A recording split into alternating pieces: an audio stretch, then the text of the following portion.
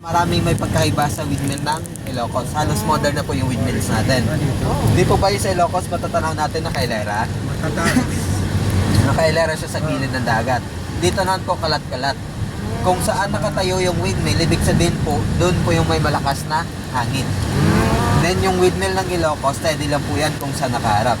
Dito po sa Guimaras, umiikot yan ng 360 degree. Kung saan nanggagaling yung hangin, sinusundan niya. Talaga? Yes po. Then yung windmill ng Ilocos, spiral yan hagdanan, paakyat. Etong sa Guimaras po, merong elevator, paakyat sa itaas. Mamaya po, pwede tayong umakyat. Ha? Yes po, ma'am.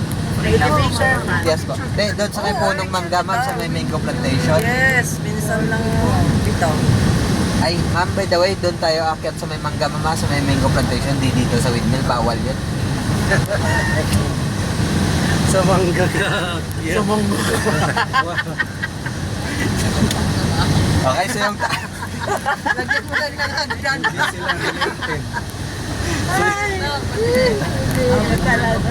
So yung taas pa pala ng windmill ay nasa 178 meters. It is equivalent of 21 to 22 stories building. Then yung haba ng blade, umaabot po ng 42 to 45 meters. Then every windmill po nagkakalaga po yan ng 1 million. Pesos o dollar? US dollar. Grabe ano? Sino ba nagpuan dito? Yes, Nagpagawa? yung price na yun, ma'am, windmill pa lang po, hindi pa po kasama yung mga transportation tsaka yung mga construction. Sino yung nag-sponsor? O yun Okay, ang ano? so nagmamayari ng mga windmills na to, TransAsia yung may mga barko, Pinma Renewal Energy, O iba-iba? Iba-ibang and may-ari? Gamesa po, Spanish na Oo. company, sa kanila yung materials. Ah, So, pero sa ngayon po, nabili po ito ng Ayala Company. wow. Lahat? Yes po, ma'am. Kaya nga binamani. Yung isa lang po sa mga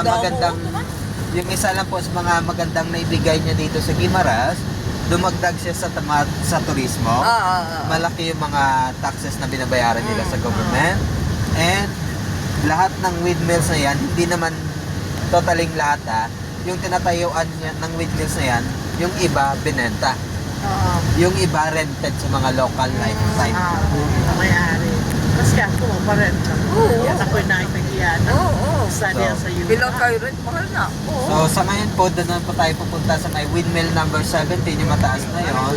Yan po yung lookout point o may highest elevation dito sa may Guimaras. Sa may municipality of San Lorenzo. Pag-video mo.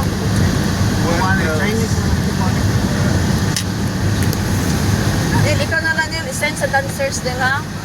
Ikaw man atadaplinin. Nagawa mo ano? Oo daw. Okay, so stop muna tayo. Tingin tayo dito, ma'am, sa may bandang left, sa may harap. Itong nag-iisang windmill na to, yung likod niya, ma'am, may bundok. Saan? Ayun na yun. Ayun. May bundok po sa likod ng windmill na yun. Oo. Yan po, ma'am, yung tinatawag natin, one of the active volcano in the Philippines. That is Volcan Padlaon. Yun. Sumabog last time lang. Nag-erap. Yes, ma'am. Ayan, ayan. Ayan. Ay, invited. Marimad. So, pag sumabog siya, ma'am, may asphalt dito na area. Okay.